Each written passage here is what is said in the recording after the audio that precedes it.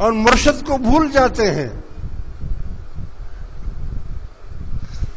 تو وہ ذکر سے بھی غافل ہو جاتے ہیں۔ یاد رکھو کہ جتنی دنیا کی محبت کم ہوگی اللہ کا ذکر اتنا ہی بڑھتا جائے گا، اور جتنا اللہ تعالیٰ کا ذکر بڑھتا جائے گا دنیا کی روزی کا وہ خود کفیل ہو جائے گا، اللہ تعالیٰ خود ہی اس کی کفالت فرمائے گا۔ مگر اس کو چاہیے کہ وہ ہر وقت اپنے رب کے ساتھ رہے، اس کو اپنے سے الگ نہ کرے، اس کو جدا نہ کرے، اس کے غم میں، اس کی محبت میں، اس کے عشق میں رات دن لگا رہے۔ اور یہ چیز آپ کو کہاں سے ملے گی؟ یہ کامل مرشد سے ملے گی آپ کو، کہ جب آپ تصور شیخ میں ہر وقت رہیں گے تو ہر وقت اللہ کے ذکر میں بھی مشغول رہیں گے۔ یاد رکھو کہ اللہ کا ذکر ایک ایسا خزانہ ہے کہ حضور علیہ الصلوۃ والسلام فرماتے ہیں کہ اگر کسی کے پاس احد پہاڑ جتنا سونا ہو اور رات دن وہ اس کو بانٹ رہا ہو، خیرات کر رہا ہو، اور دوسری طرف ایک فقیر ہو جس کے جسم پر کپڑا بھی نہ ہو اور وہ اللہ کے ذکر میں مشغول ہو، وہ سونا بانٹنے والے سے وہ ذکر کرنے والا افضل ہے۔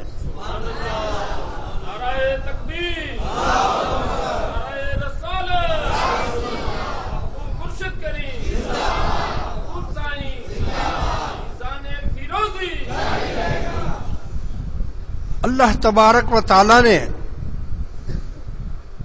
قرآن کریم میں حکم فرمایا اپنے پیارے حبیب کو، اپنے نبی کو، کہ اے میرے حبیب اپنے آپ کو ذاکرین کے ساتھ، ذکر کرنے والوں کے ساتھ بیٹھنے کا پابند کیجیے۔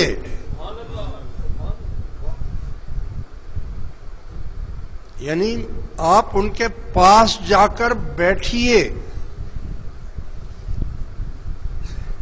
حدیث شریف میں آتا ہے کہ رسول اللہ صلی اللہ علیہ وسلم جب یہ آیت کریمہ نازل ہوئی تو حضور ذکر کرنے والوں کی تلاش میں باہر نکلے، دیکھا کہ ایک جگہ پر کچھ بکھرے ہوئے بالوں والے اور سوکھے چمڑوں والے، یعنی جسم، سوکھے جسم، جن کے جسم پر کپڑا نہیں ہے، صرف ایک لنگوٹ پہنی ہوئی ہے، اور ان میں سے کچھ ایسے بھی ہیں جن کے پاس لنگوٹ بھی نہیں ہے۔ ان کو ان صوفیاء کرام نے بیچ میں بٹھایا ہوا ہے تاکہ بے پردگی نہ ہو، اور وہ اللہ کے ذکر میں مشغول ہیں۔ جب حضور علیہ الصلوۃ والسلام پہنچے تو وہ لوگ خاموش ہو گئے، چپ ہو گئے۔ حضور علیہ الصلوۃ والسلام نے پوچھا کہ تم لوگ کیا کر رہے تھے؟ انہوں نے کہا ہم اللہ کا ذکر کر رہے تھے۔ پھر پوچھا کہ تم کیا کر رہے تھے؟ انہوں نے پھر یہی کہا کہ ہم اللہ کا ذکر کر رہے تھے۔ حضور علیہ الصلوۃ والسلام نے فرمایا کہ تمام تعریف اس اللہ کے لیے ہے جس نے میری امت میں ایسے لوگ پیدا کیے کہ خود مجھے ان کے ساتھ بیٹھنے کا پابند بنا دیا، کہ میں ان کے ساتھ بیٹھوں۔ ایک مرتبہ آپ مسجد میں تشریف لے گئے تو دیکھا کہ مسجد کے آخری حصے میں کونے میں سلمان فارسی رضی اللہ تعالی عنہ اور کچھ اور صحابہ کرام بیٹھے تھے اور وہ اللہ کا ذکر کر رہے تھے۔ حضور جب ان کے پاس پہنچے تو پوچھا کیا کر رہے تھے؟ کہا جی اللہ کا ذکر کر رہے تھے۔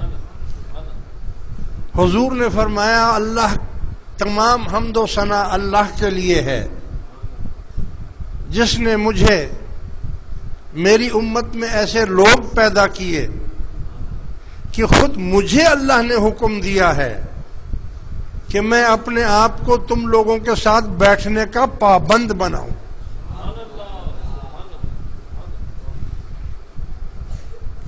ایک اور حدیث شریف میں آیا ہے کہ مسجد میں کچھ لوگ ذکر شریف میں مصروف تھے۔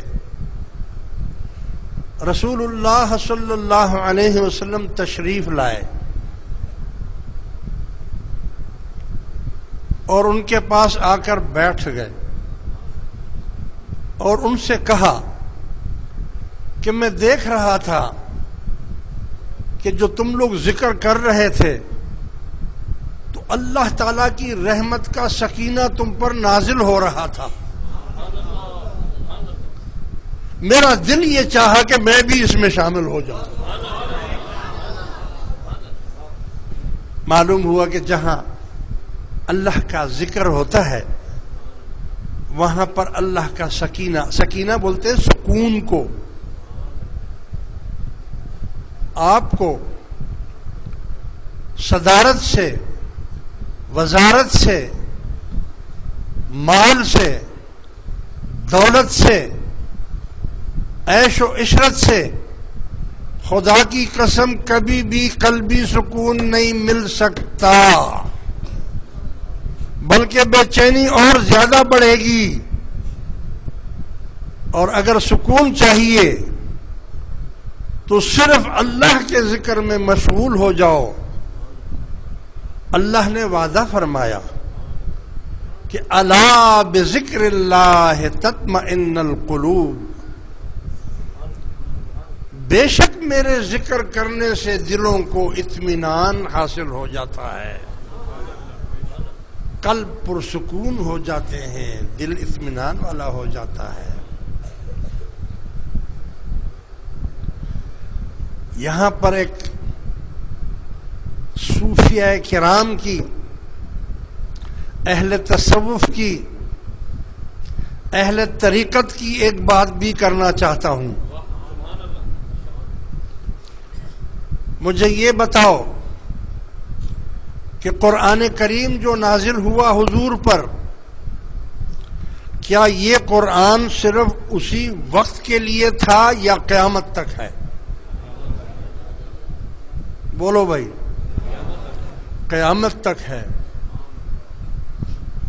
اللہ نے یہ تو نہیں فرمایا کہ میرے محبوب جب تک آپ زندہ ہیں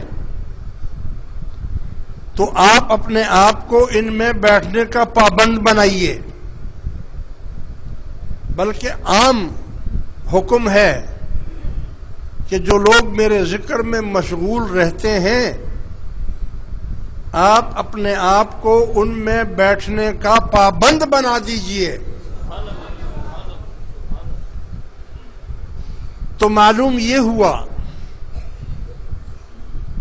کہ کسی مسلک، کسی مذہب، کسی عقیدے میں مسلمانوں میں ایک چیز مشترک ہے، دیوبندی ہو، بریلوی ہو، شیعہ ہو، سنی ہو، اہل حدیث ہو، سب کا اس پر اتفاق ہے کہ نبی مرتے نہیں ہیں، حیات النبی ہے، یعنی زندہ ہیں۔